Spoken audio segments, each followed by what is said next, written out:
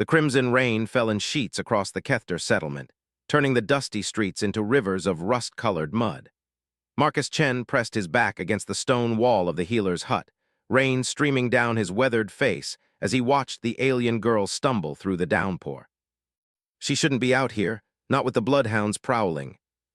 The girl, Zira, he'd learned her name, clutched her wounded arm against her chest.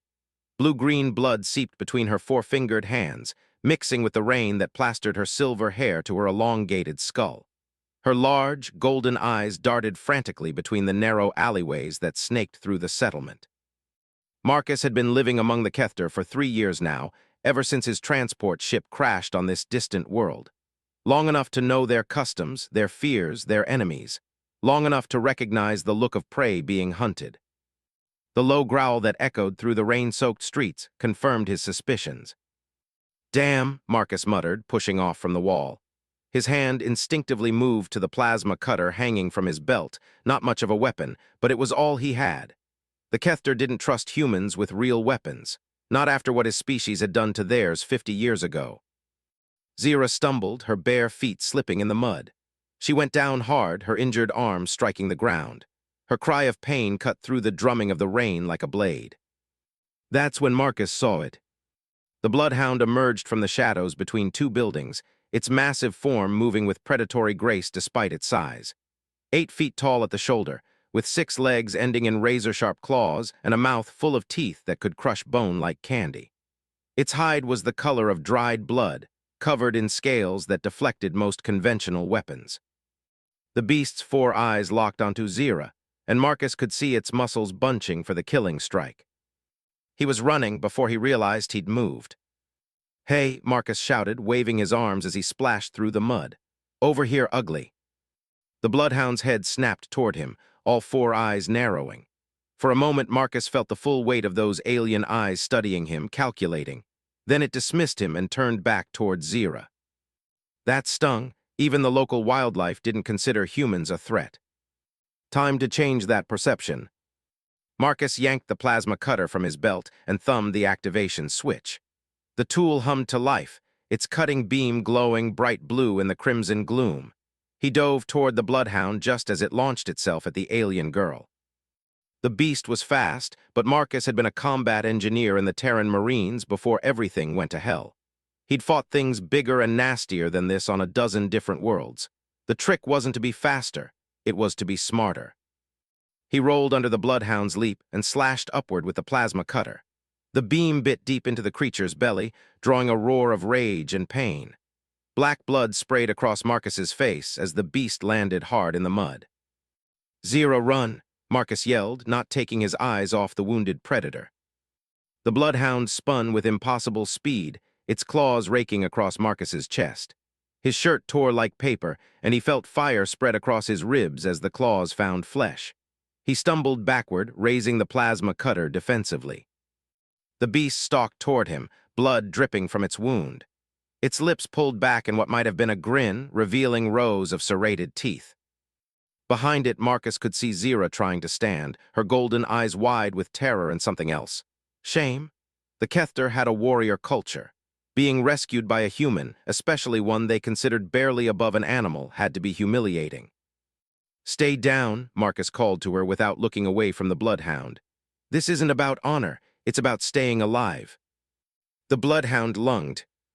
Marcus sidestepped and brought the plasma cutter down in a perfect arc, aiming for the creature's neck. But the beast was learning.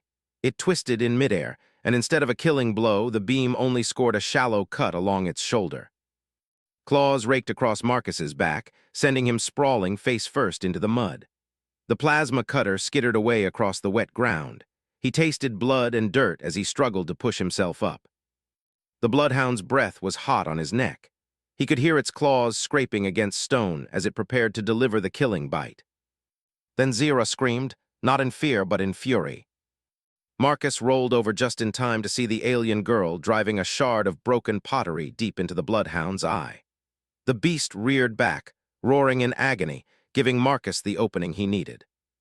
He grabbed the plasma cutter and triggered it at maximum power. The beam punched through the bloodhound's skull just behind its wounded eye, cooking its brain in an instant. The massive creature toppled sideways and lay still. For a moment, the only sound was the drumming of the crimson rain. Marcus sat up slowly, wincing at the pain in his back and chest. Zira knelt beside the dead bloodhound, her uninjured hand still gripping the bloody pottery shard. Her golden eyes met his across the corpse of their enemy. "Thank you," she said in her musical voice, speaking the human words carefully. It was the first time she'd ever spoken to him directly. "Don't mention it," Marcus replied, struggling to his feet. "We should get you to the healer that arm needs." "You're bleeding," Zira interrupted, pointing at his chest. Marcus looked down. His shirt was shredded, and he could see 4 parallel gashes across his ribs. They weren't deep, but they were bleeding freely. More concerning were the scratches on his back, which felt like they went deeper. "I'll be fine," he said, then paused. Something was wrong. The edges of his vision were getting fuzzy, and his hands were starting to shake. "Actually, maybe I should." The world tilted sideways, and Marcus found himself looking up at the crimson sky. Zira's face appeared above him, her expression shifting from gratitude to alarm. "The claws," she whispered, and there was something like horror in her voice. "You've been poisoned." That was when Marcus noticed the black veins spreading up his arms from the claw marks. The bloodhound's claws weren't just sharp, they were venomous, and he was pretty sure human physiology wasn't equipped to handle whatever toxin was now coursing through his bloodstream. "Get help," he managed to say before the darkness claimed him. The last thing he heard was Zira's voice, raised in the traditional Kethter cry for aid, a sound that would bring the entire settlement running, including the one person Marcus had hoped never to face again. Chief Thorak, Zira's father, and the alien who held Marcus's life in his 4-fingered hands.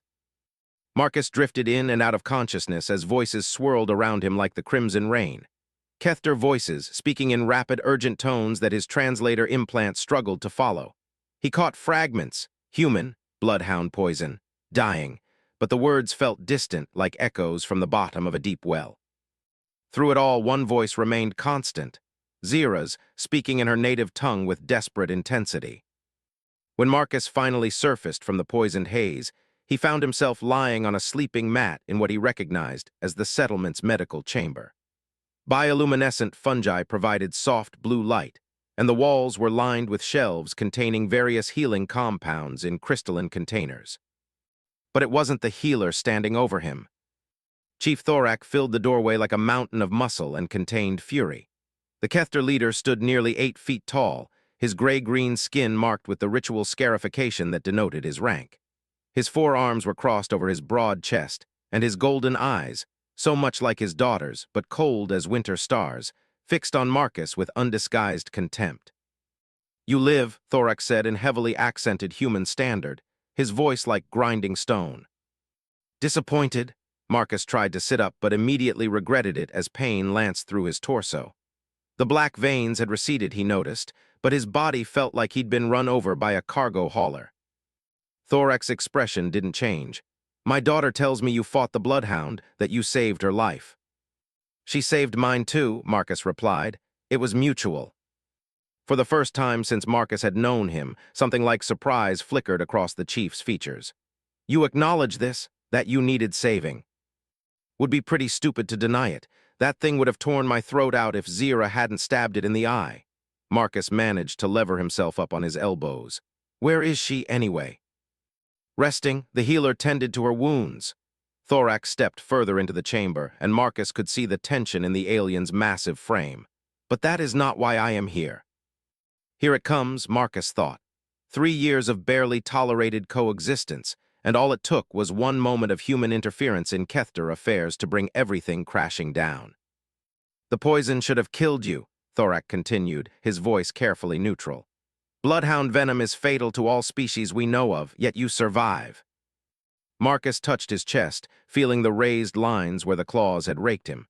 "Human biology is pretty adaptable. Maybe we process toxins differently." "Perhaps." Thorak moved to the shelf of healing compounds and picked up a crystalline vial filled with iridescent liquid. "Do you know what this is?" Marcus squinted at the vial. "Some kind of medicine."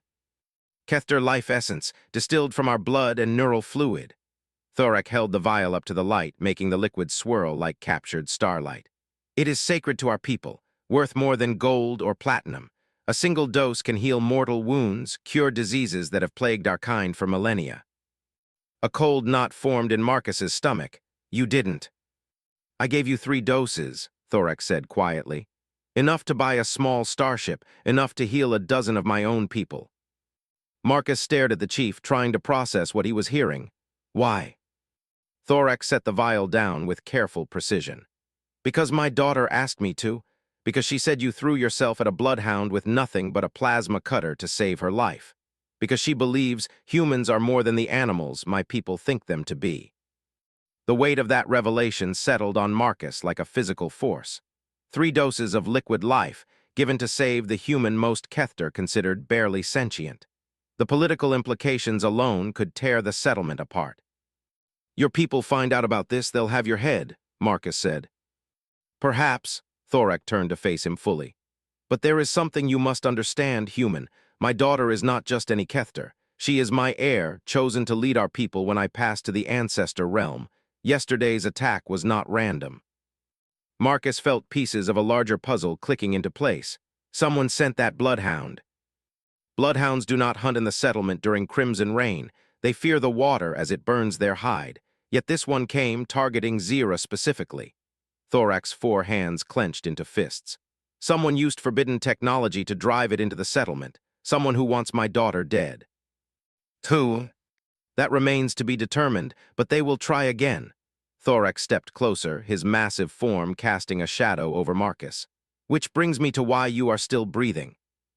Marcus waited, though he suspected he wasn't going to like what came next. The council meets tomorrow to discuss Zira's future, Thorak continued. Some believe her injuries make her unfit to lead. Others whisper that she is cursed, that the bloodhound attack was a sign from the ancestors that she should not inherit my position. And you want me to do what exactly? Thorak's expression hardened. Prove them wrong. Show them that humans are more than scavengers and parasites. Become my daughter's guardian until we can identify and eliminate the threat against her. Marcus stared at the alien chief, wondering if the poison had damaged his hearing. You want me, a human, to protect the future leader of the Kethter. I want you to do what you did yesterday, stand between my daughter and death, whatever the cost. Thorak leaned forward, his voice dropping to a whisper. But know this, human. If you fail, if any harm comes to Zira while she is under your protection, I will personally tear your still-beating heart from your chest and feed it to the bloodhounds. Marcus met the chief's golden stare without flinching. And if I succeed? For the first time since entering the chamber, Thorak almost smiled. Then perhaps there is hope for both our species. The sound of approaching footsteps interrupted their conversation. Zira appeared in the doorway, her wounded arm wrapped in healing bandages that glowed with soft bioluminescence. She looked between her father and Marcus, her expression unreadable. The council has agreed to meet tonight instead of tomorrow, she said in her musical voice. Word of the attack has spread. They want answers. Thorak straightened, his political mask sliding back into place. Then we will give them answers, and we will give them hope. He looked at Marcus one final time. Rest, human. Tomorrow your real work begins. As the chief strode from the chamber, Zira moved to Marcus's side. Her golden eyes searched his face, looking for something he couldn't identify. You don't have to do this, she said quietly. My father has no right to ask this of you. You've already done more than. Someone wants you dead, Marcus interrupted. That's not a political problem or a cultural misunderstanding. That's a threat that needs eliminating. But you're just one human. Against whatever conspiracy seeks to destroy me, what can you possibly? I can be the thing they don't expect, Marcus said, pushing himself fully upright despite the protest from his healing wounds. I can be the variable that breaks their equations. Zira studied him for a long moment, then nodded slowly. The council will not like this arrangement. Many will see it as weakness, accepting protection from a human.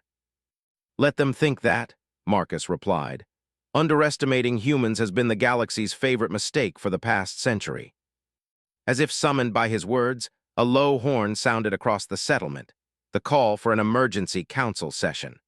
Through the chamber's window, Marcus could see Kethter figures moving through the streets, their forms barely visible in the continuing crimson rain.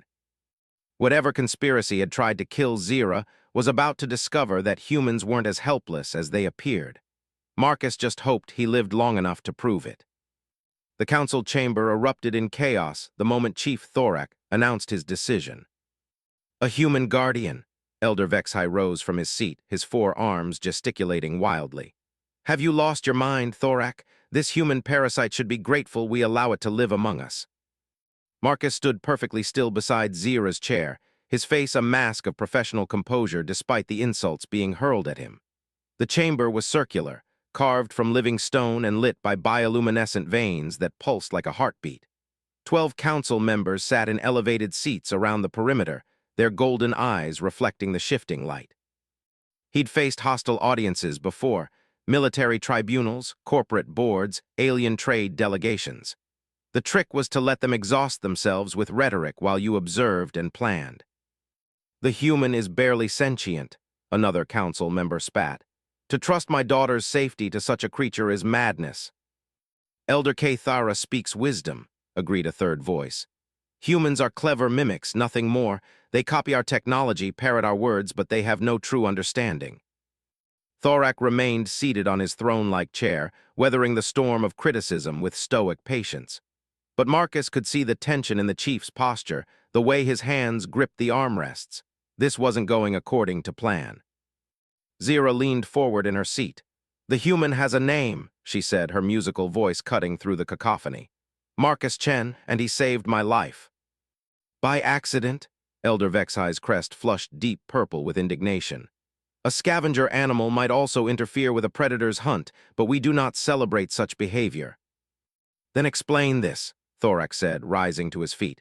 He held up a small device that Marcus recognized as a neural controller, illegal Kethter technology used to manipulate animal behavior.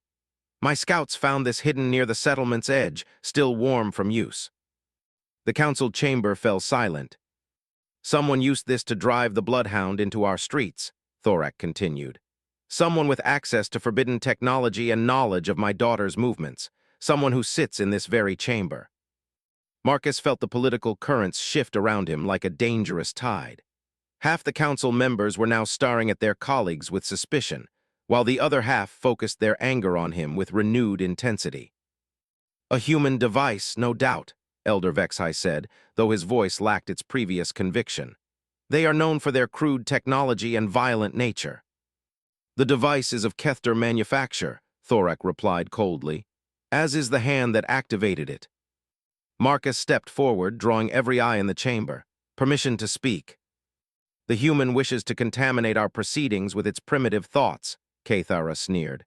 Surely this farce has gone far enough. Let it speak, said a new voice. Elder Yundar, the oldest member of the council, had remained silent until now. His ancient features were scarred by radiation burns from the human wars 50 years ago, but his golden eyes were sharp with intelligence. I would hear what the creature has to say. Marcus inclined his head respectfully. Thank you, Elder. I want to show you something. He reached into his pocket and withdrew a small crystal data pad, Kethter technology, but modified with human engineering improvements. Several council members hissed at the sight of the hybrid device. This contains surveillance footage from my workshop, Marcus said, activating the pad. A holographic display shimmered to life in the chamber's center, showing the interior of the small building where Marcus repaired alien technology for the settlement. The image showed Marcus working at his bench, then suddenly looking up as his motion sensors detected something outside. The timestamp showed yesterday, 2 hours before the Bloodhound attack. Watch the background, Marcus said, pointing to a window in the holographic display. A figure moved past the window, Kethter, judging by the height and build but wearing a hooded cloak that concealed their identity. The figure paused, seemed to study Marcus through the window, then moved on. This person was conducting surveillance, Marcus explained. Learning my patterns, my schedule, they needed to know I would be in position to help Zira when the attack came. Explain, Elder Yundar commanded. Marcus touched the pad, and the display shifted to show a schematic of the settlement streets. The Bloodhound attack happened here, he said, highlighting a point on the map. Zira was returning from the medical center after treating her training injury. The logical escape route would have taken her through the market district, where there are always witnesses and potential defenders. He highlighted another section of the map. But the bloodhound emerged from this alley, forcing Zira to flee toward the craftsman quarter, my quarter, the most isolated part of the settlement. Your point, Elder Cathara demanded. Whoever sent that bloodhound wanted me involved, Marcus said simply. They wanted a human to save Zira's life. The question is why. The council chamber fell silent as the implications sank in. Marcus could see understanding dawn on several faces, followed quickly by fear. You're suggesting the attack was designed to justify a human guardian, Elder Vexhai said slowly, to create a crisis that would force the chief's hand. I'm suggesting someone is playing a very sophisticated game, Marcus replied, and we're all pieces on their board. Zira stood abruptly. Then we should refuse to play, send the human away, and choose a Kethter guardian instead. Marcus felt a flicker of hurt at her words, but he understood the logic. If his involvement was part of someone's plan, then removing him from the equation would disrupt that plan. No, Chief Thorax said firmly. That is exactly what they expect us to do. They understand our pride, our prejudices. They know we would rather risk Zira's life than accept help from a human. So we give them what they don't expect, Marcus added. We turn their trap into our advantage. Elder Yundar leaned forward in his seat. Elaborate. They want me involved, fine, but instead of being a passive guardian, I become an active hunter. I use their expectations against them. Marcus looked around the chamber, meeting each council member's gaze. You all think humans are stupid, primitive, barely above animals. Let me be your tame beast. Let me do what beasts do best, track prey. And what makes you believe you can succeed where Kethter intelligence has failed? Elder Cathara asked. Marcus smiled grimly. Because I think like a human, and whoever is behind this made one critical error. They assumed they understood what humans are capable of. Chief Thorak nodded slowly. The council will vote, all in favor of approving the human as my daughter's guardian. 6 hands rose, barely a majority, but enough. The motion carries, Thorak announced. Marcus Chen, you are hereby appointed as guardian to Heir Zira with all the rights and responsibilities that position entails. As the council members filed out, still muttering among themselves, Elder Yundar approached Marcus. Up close, the radiation scars on his face were even more pronounced, a permanent reminder of humanity's capacity for destruction. You speak of understanding human nature, the elder said quietly. But I remember what your species did to mine. I remember the burning cities, the poisoned skis. What makes you different from the monsters who destroyed our world? Marcus met the elder's scarred gaze without flinching. Nothing, he said. That's what makes me dangerous to whoever wants Zira dead. They're counting on Kethter honor and nobility to limit your response. But I'm human. I don't have those limitations. Elder Yundar studied him for a long moment, then nodded. Perhaps that is what we need, he said. A monster to fight monsters. As the elder left, Marcus found himself alone with Zira and her father. The heir was staring at the holographic display, which still showed the mysterious cloaked figure. You realize what you've done? She asked without looking at him. You've made yourself a target. Whoever wants me dead will now want you dead as well. Good, Marcus replied. Let them come. I've been underestimated before. But as they left the council chamber, Marcus couldn't shake the feeling that he'd just walked into a trap far more complex than he realized. The cloaked figure in his surveillance footage troubled him, not because they'd been watching him, but because something about their posture seemed familiar. Someone close to the settlement, someone who knew both human and Kethter behavior well enough to orchestrate this entire scenario. The thought sent a chill down Marcus's spine as they stepped out into the crimson rain. The attack came at dawn, just as Marcus had expected. He rolled out of bed in his small quarters and grabbed the modified plasma rifle he'd been working on, a hybrid of human and Kethter technology that most aliens would consider impossible.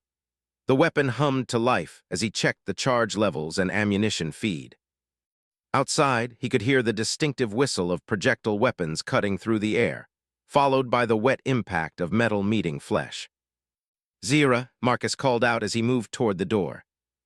Here, her voice came from the next room, where she'd been sleeping on his recommendation. Her usual quarters in the chief's compound were too predictable, too easy to target. Marcus peered through the window and counted 6 figures moving through the pre-dawn mist that always preceded the crimson rain. They wore mottled gray camouflage, and carried military-grade weapons. Not the crude slug throwers most criminals could afford, but precision energy rifles with targeting systems. Professional killers. How many? Zira asked, appearing at his shoulder with a Kethter ceremonial blade in her hand. 6 that I can see, probably more in reserve. Marcus studied their movement patterns, noting the coordinated advance and overlapping fields of fire. Military training, these aren't street thugs. A plasma bolt seared through the window, missing Marcus's head by inches. He dropped to the floor, pulling Zira down with him as more shots followed. The workshop, Marcus said, army crawling toward the back of his quarters. I've got weapons cached there. They made it to the rear door just as the front wall exploded inward. Marcus caught a glimpse of armored figures pouring through the breach before he and Zira tumbled out into the narrow alley behind his building. The workshop was 50 meters away, might as well have been 50 kilometers with professional killers on their trail. Marcus calculated angles and cover points, factoring in Zira's injured arm and the attacker's likely response patterns. When I say run, you go straight for that pile of scrap metal behind Velter's forge, he told her. Don't look back, don't help me, just get to cover. I'm not leaving you two. That's an order from your guardian, Marcus snapped, then softened his tone. Trust me, I know what I'm doing. A helmet appeared around the corner of his building, followed by the barrel of an energy rifle. Marcus put a plasma bolt through both, sending the attacker spinning to the ground. Run! Zira sprinted across the alley, her silver hair streaming behind her as she zigzagged between obstacles. 2 more attackers rounded the corner, their weapons tracking toward her. Marcus stepped into their line of fire, his hybrid rifle spitting coherent energy at a rate that should have been impossible for its power source. The first attacker went down with a hole burned through his chest plate. The second took cover behind a stone pillar, but Marcus was already moving.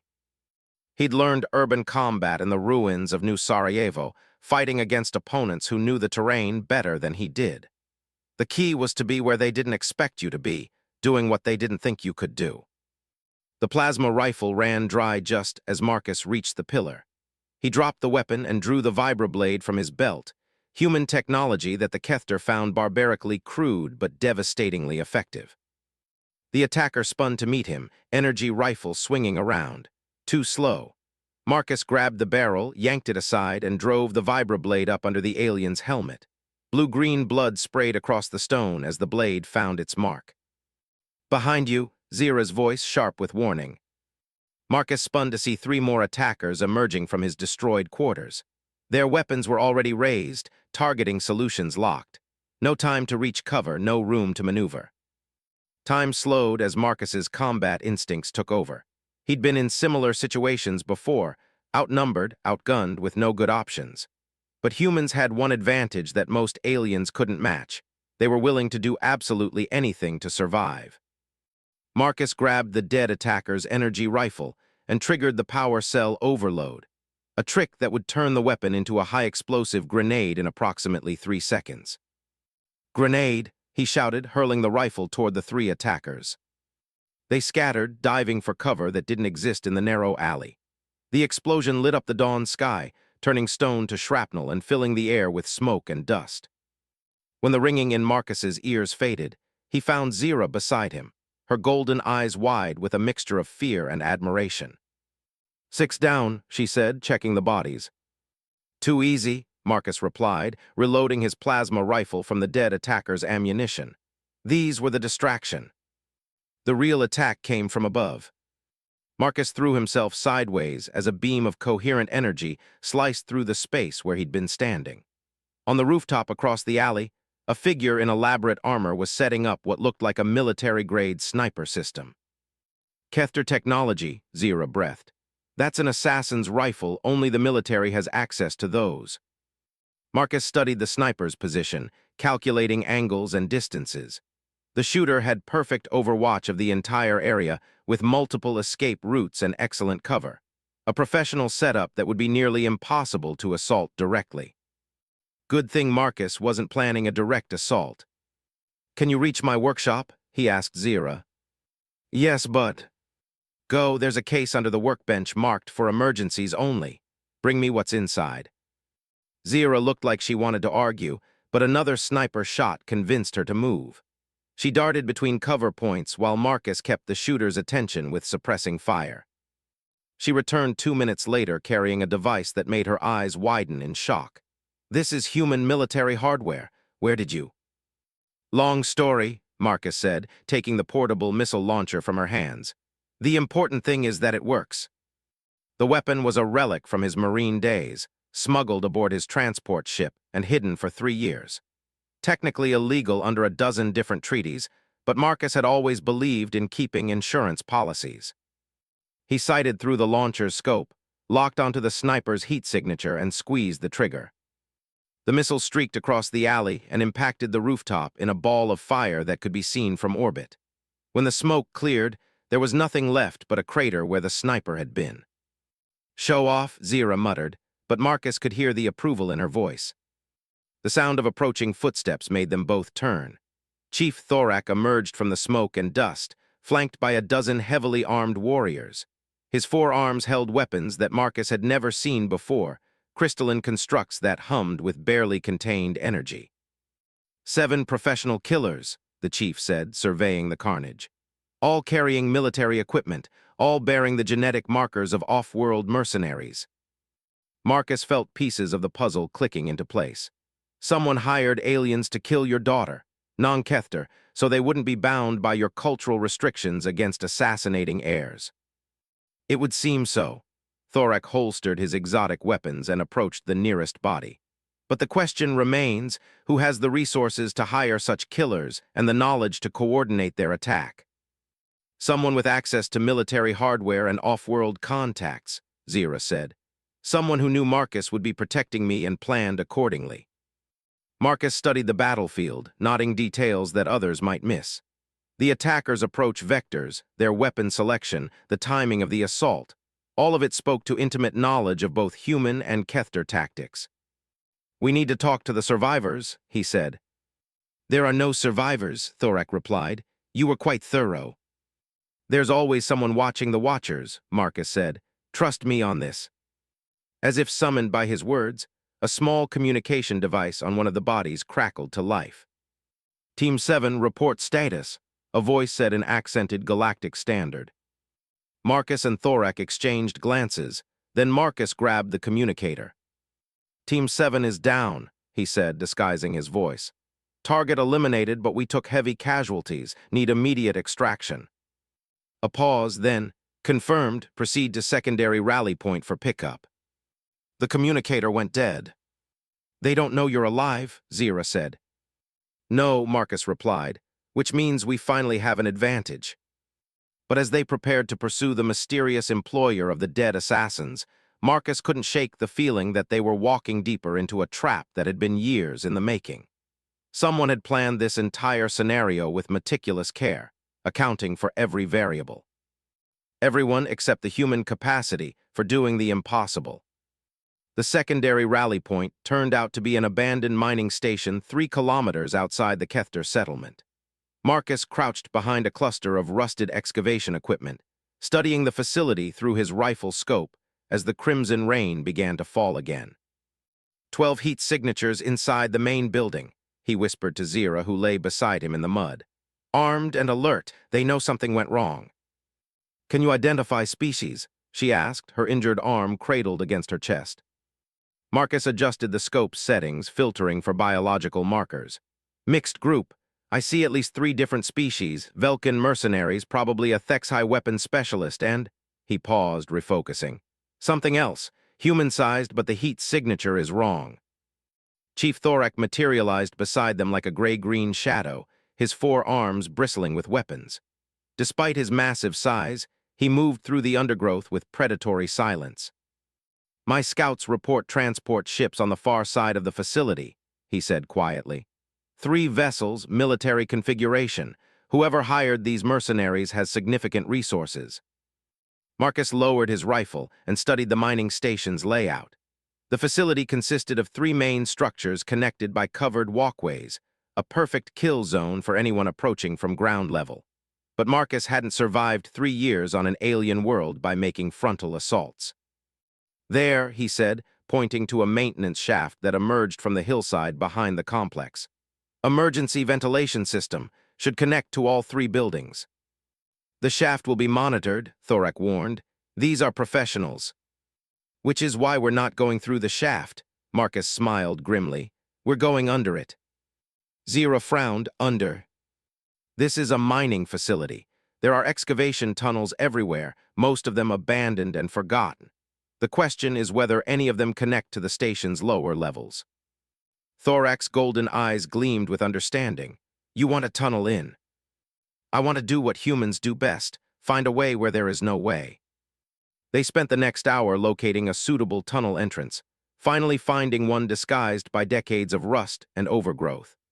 The shaft dropped into darkness, but Marcus's enhanced vision could make out a ladder descending into the facility's substructure. I go first, he told the others. If this is a trap, no point in losing all of us. Your death would accomplish nothing, Zira protested. Let my father's warriors would be slaughtered, Marcus finished. These mercenaries are expecting Kethter tactics. They're not expecting a human who learned tunnel fighting in the underground cities of Europa. He descended into the shaft before either of them could argue further. The tunnels beneath the mining station were a maze of corroded pipes and forgotten maintenance corridors. Marcus moved through them like a ghost, his modified equipment allowing him to navigate by heat signatures and electromagnetic readings. Above him, he could hear the mercenaries moving through the facility, their voices carrying down through ventilation grates. Still no word from Team 7, someone was saying in Galactic Standard. We should abort and return to base. Negative, a new voice, cold and mechanical. The client was very specific. The heir dies tonight along with her human protector. Marcus froze.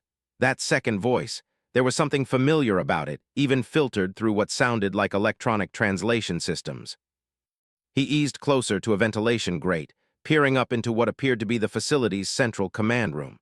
6 figures stood around a holographic display showing the Kethter settlement. 5 were clearly alien mercenaries, Velkans with their characteristic scaled hides and energy weapons, and what looked like a Thexhai in full combat armor. The 6th figure made Marcus's blood run cold. Human, definitely human, despite the voice modulation equipment. Average height and build, wearing a hooded cloak that concealed most features, but the posture and movement patterns were unmistakably from Earth. A traitor, someone who knew both human and Kethter culture well enough to orchestrate this entire conspiracy. Team 7's failure changes nothing, the human figure said. We proceed with Phase 2. The mining charges are already in place beneath the settlement. When they detonate, it will appear that the humans were conducting illegal excavation operations that destabilize the ground. And the heir, asked one of the Velkans, will die in the collapse, along with her guardian and several hundred other Kethter. The human turned toward the display, and Marcus caught a glimpse of pale features beneath the hood. The Council will blame human recklessness for the disaster. Relations between our species will be permanently severed. Marcus felt the pieces of the conspiracy finally click into place. This wasn't just about killing Zira. It was about framing humanity for genocide, ensuring that humans and Kethter could never form an alliance. But who would benefit from keeping the 2 species apart? The answer came to him with sickening clarity. Someone who feared what humans and Kethter might accomplish together. Someone who had spent decades keeping the galaxy's species divided and suspicious of each other. The hegemony, the shadowy organization of alien supremacists who believed that humans were a cancer that needed to be contained or eliminated. They'd been behind a dozen conflicts, always working from the shadows, always finding ways to turn species against each other. And now they had a human agent working for them. Marcus began moving through the tunnels, heading for the facility's power core. If the hegemony wanted to play with explosives, he'd show them what a human combat engineer could do with their own equipment. But first, he needed to warn Thorak and Zira. He activated his communicator, keeping his voice to a whisper. Chief, we have a problem. They're not just here to kill Zira, they've planted mining charges under the entire settlement. Thorak's response was immediate and furious. How many? Unknown, but enough to level every building. And Chief, one of them is human. This goes deeper than we thought. The hegemony, Thorak said, understanding immediately. They fear an alliance between our peoples. Can you evacuate the settlement? Not without causing panic and alerting the mercenaries. They will detonate the charges if they suspect we know about them. Marcus reached the facility's power junction and began studying the energy distribution systems. Then we do this the hard way. I'm going to overload their power core and take out their detonation capability. You and Zira need to. The lights went out. Emergency power kicked in a second later, bathing the tunnels in red illumination. But Marcus knew it was too late. His infiltration had been detected. Human in the tunnels, a voice echoed through the facility's communication system. All units converge on sublevel 3. Marcus could hear footsteps thundering overhead as the mercenaries moved to intercept him. He had maybe 2 minutes before they found his access point. Time enough to do what humans did best, improvise. He pulled out the last piece of military hardware he'd kept hidden from the Kethter, a fusion charge designed for demolition work. Technically, it was just a mining tool. Practically, it could take out half the facility. "Chief," he said into his communicator as he began programming the charge. "I'm going to make some noise. When you hear the explosion, move fast. The settlement has maybe 10 minutes before they trigger the backup detonation system." Marcus don't. He cut the channel and armed the fusion charge. The explosion that followed could be heard for kilometers, turning the mining facility's power core into a miniature sun. When the light faded, half the station was gone and the other half was on fire. Marcus pulled himself out of the rubble, his ears ringing and his vision blurred. The human trader's plan was in ruins, but the threat to the settlement remained. And somewhere in the burning wreckage, that human agent was still alive, still determined to complete their mission of genocide. The real battle was just beginning. Part 6, The Human Trader. Marcus emerged from the burning wreckage of the mining station to find himself face to face with the human trader. She stood silhouetted against the flames, her hood thrown back to reveal features he recognized with sick certainty. Dr. Sarah Chen, his sister, presumed dead in a transport accident 2 years ago. The same sister who had begged him not to come to this world, who had warned him that alien contact would only lead to humanity's destruction. "Hello, Marcus," she said, her voice no longer filtered through electronic modulators. "You always did have a talent for ruining my plans." Marcus felt the plasma rifle slip from his numb fingers.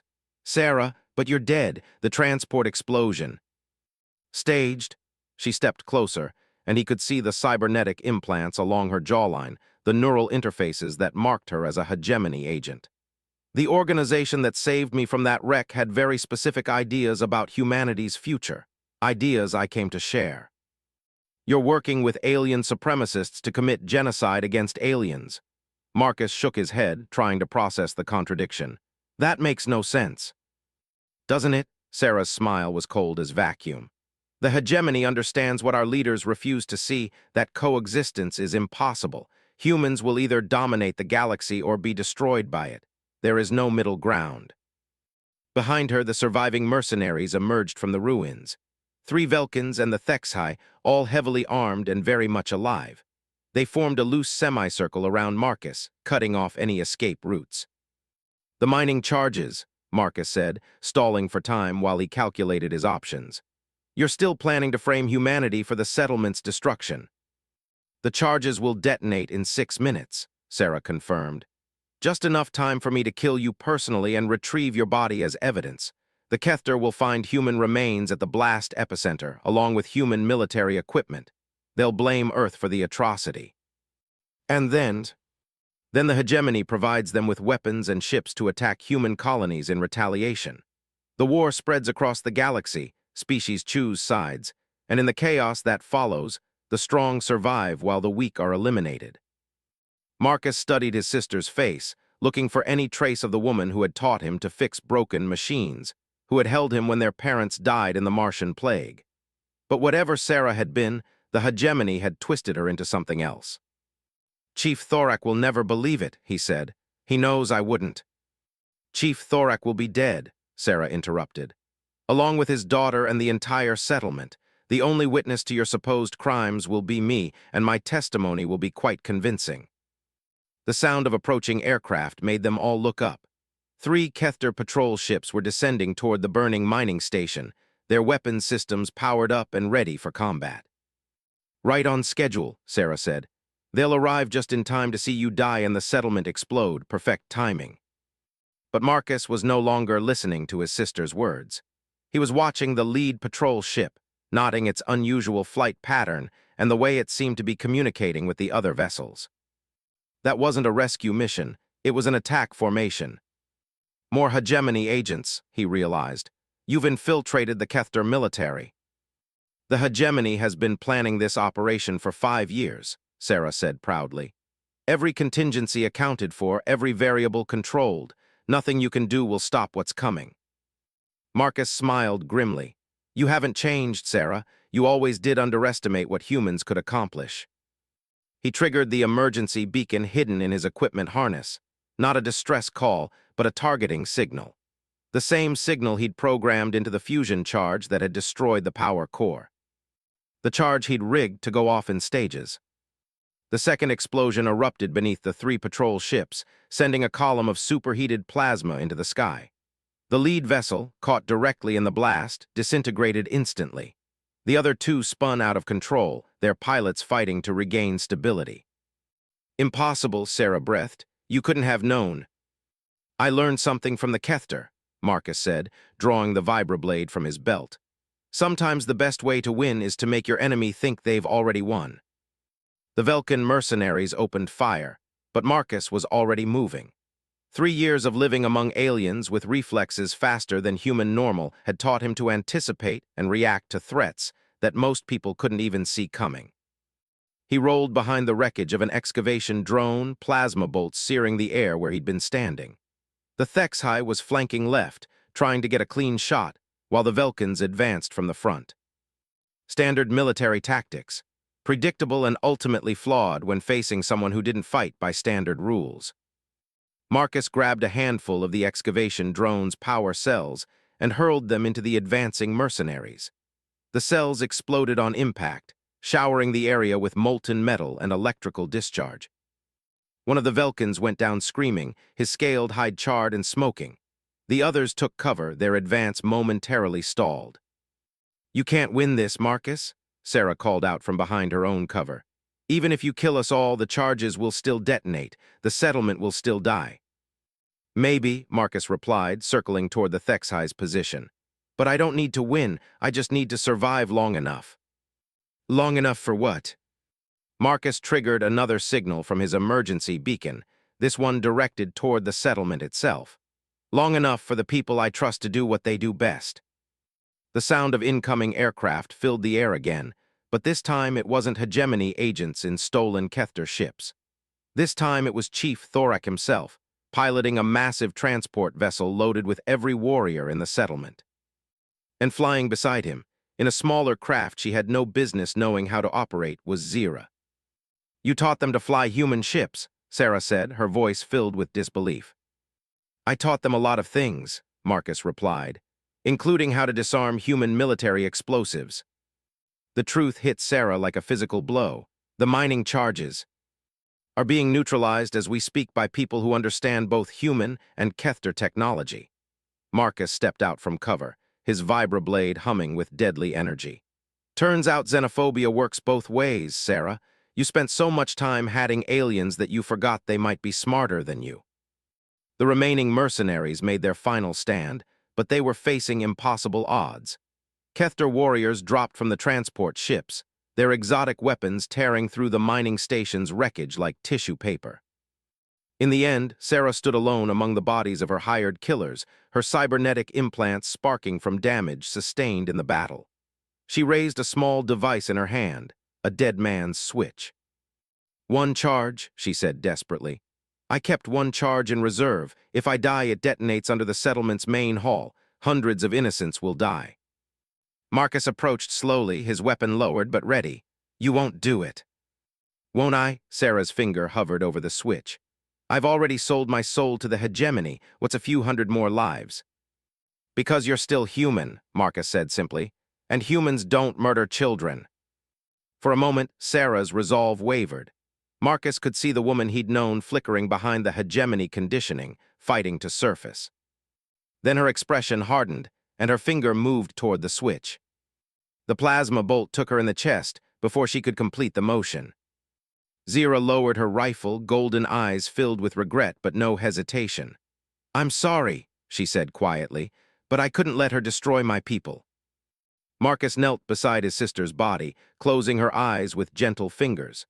The dead man's switch had fallen from her hand, its screen showing that the final charge had been successfully disarmed. "She was human once," he said softly, "before the hegemony got to her." "The hegemony corrupts everything it touches," Chief Thorax said, approaching with his weapons still drawn. "Your sister chose her path, Marcus, as you chose yours." As the crimson rain began to fall again, washing away the smoke and blood of battle, Marcus realized that the real war was just beginning.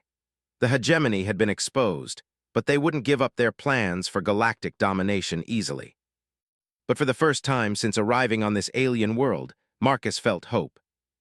Because humans and Kethter had fought side by side, had trusted each other with their lives, had proven that different species could not only coexist but thrive together. The hegemony's greatest fear had come to pass, and there would be no stopping what came next. 3 months after the battle at the mining station, Marcus stood on the observation deck of the newly constructed orbital shipyard, watching human and Kethter engineers work together to build something that had never existed before. A truly integrated spacecraft, designed by both species and operated by mixed crews. "The hegemony won't like this," Zira said, joining him at the viewport. Her injured arm had healed completely, leaving only faint scars that she wore like badges of honor. "Let them come," Marcus replied. "We'll be ready." The shipyard bustled with activity as construction crews from a dozen different worlds worked on various projects. The defeat of the hegemony cell on Kethter Prime had sparked a chain reaction across the galaxy, with species after species coming forward to share their own stories of hegemony infiltration and sabotage. What had started as a conspiracy to prevent human-Kethter cooperation had backfired spectacularly, creating the first truly galactic alliance in recorded history. "The Council approved your proposal," Zira continued, holding up a crystalline data pad. "Operation Lighthouse is officially authorized." Marcus smiled, taking the pad and scrolling through the authorization codes. Operation Lighthouse, his plan to establish mixed-species colonies throughout the galaxy, each one serving as a beacon of cooperation and a fortress against hegemony aggression. 50 worlds to start with, he said, reading the details. Each colony gets a full protection fleet and emergency response capability. "Your father must be proud," Zira observed. "My father thinks I'm insane for trusting aliens with human technology," Marcus replied. "But he's sending 3 battle cruisers to support the first colony anyway." Chief Thorax's voice boomed across the observation deck as he approached them, flanked by 2 figures Marcus hadn't expected to see. Admiral Patricia Hayes, commander of the Earth Defense Fleet, and someone who looked suspiciously like his supposedly dead sister. Marcus's hand moved instinctively toward his weapon, but Thorax gestured for calm. "Relax, human. This is not the Sarah Chen you knew," the chief said. "This is her clone, created by the hegemony as a backup agent, but liberated before the conditioning could be completed." The Sarah clone studied Marcus with curious eyes that held none of the fanaticism he'd seen in his real sister. "I have her memories up to the point of her recruitment," she said, "but not her hatred. The scientists who freed me made sure of that."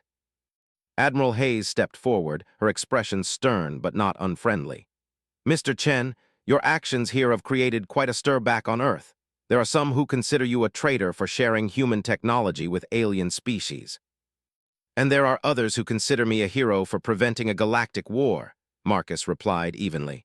"Which group do you represent, Admiral?" Hayes smiled, the first genuine expression he'd seen from her. "The group that thinks you're both a traitor and a hero, and that makes you exactly the kind of person we need leading this alliance." She handed him a small device that Marcus recognized as a Terran military commission. "Congratulations, Admiral Chen.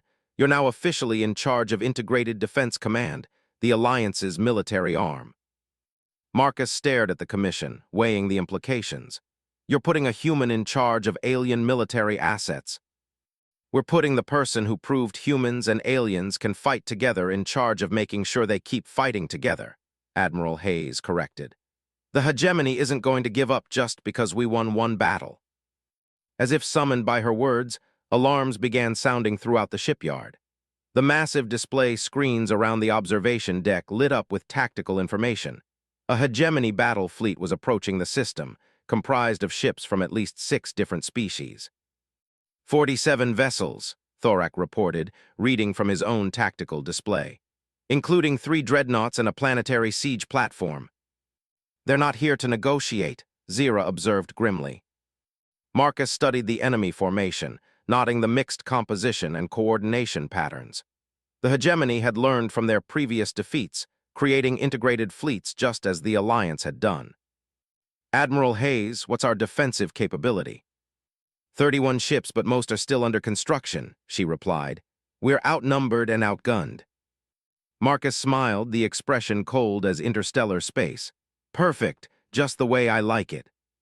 He activated the shipyard's general communications system, his voice carrying to every vessel and station in the system. All ships, this is Admiral Chen of Integrated Defense Command. Prepare for immediate combat deployment. Admiral, one of the Kethter ship commanders responded, many of our vessels are not combat ready. We need at least 6 hours to complete weapon installations. Then we fight with what we have, Marcus replied. And we do what humans and Kethter do best, we improvise. The battle that followed would be studied in military academies for generations to come. Construction ships were hastily converted to missile platforms using mining explosives and cargo launchers. Unfinished vessels were deployed as suicide rams, their crews evacuating at the last moment before impact. But it was the coordination between species that truly made the difference. Human tactical flexibility combined with Kethter technological innovation, supported by the unique capabilities of a dozen other allied races. The Sarah clone proved herself in combat, commanding a wing of human fighters with the same tactical brilliance the original had shown, but tempered by compassion and cooperation instead of hatred. When the hegemony flagship tried to break through the Alliance lines, it found itself facing a wall of integrated firepower that no single species could have created. Human kinetic weapons punched through shields, Kethter energy beams followed up with precise strikes, and Thexi gravity mines trapped the massive vessel in a crushing embrace. The battle ended with the hegemony fleet in full retreat, leaving behind wreckage and prisoners who would provide invaluable intelligence about their organization's structure and plans. As the Alliance forces regrouped and began rescue operations, Marcus found himself standing once again on the observation deck, watching human and alien medics work together to save lives without regard for species or origin. This is just the beginning, Zira said, joining him at the viewport. The hegemony has cells throughout the galaxy. It could take decades to root them all out. Then we'd better get started, Marcus replied, because I have a promise to keep. What promise? Marcus smiled, thinking of the Crimson Rain and the Bloodhound attack that had started everything. To prove that different species can not only coexist, but create something better than either could achieve alone. On the shipyard's construction bays, work was already beginning on a new class of vessel, one that would carry the Alliance flag to every corner of the galaxy, spreading the message that cooperation was stronger than conflict, that diversity was a strength rather than a weakness. The hegemony had tried to keep the galaxy's species apart through fear and manipulation. Instead, they had united them through their very efforts to divide them. And at the center of it all, a human who had been willing to sacrifice everything to save an alien girl had become the symbol of a new age. The age of the Alliance of Worlds had begun. 5 years later, Marcus stood in the garden of his home on New Harmony, the first of the lighthouse colonies. The settlement was a marvel of integrated architecture, with human geometric precision blending seamlessly with Kethter organic curves and the crystalline structures favored by other Alliance species. Zira approached through the flowering pathways, her own children, the first generation born into the Alliance, playing around her feet. Half human, half Kethter, they represented everything the hegemony had feared and tried to prevent. The latest intelligence reports, she said, handing him a data pad. The hegemony's power is broken. Most of their cells have been dismantled, their leadership scattered or captured. Marcus scrolled through the reports, noting the slow but steady progress being made across the galaxy. Good, but we can't get complacent. There will always be those who fear what we've built here. And there will always be those willing to defend it, Zira replied, her golden eyes reflecting the light of 3 suns. Humans, Kethter, and 100 other species all working together. As the alien sunset painted the sky in impossible colors, Marcus reflected on the journey that had brought him here. A single act of compassion, protecting a wounded alien girl from a bloodhound, had changed the course of galactic history. The future was uncertain, full of challenges and dangers that no one could predict. But for the first time in centuries, the galaxy's species faced that future together. And that made all the difference.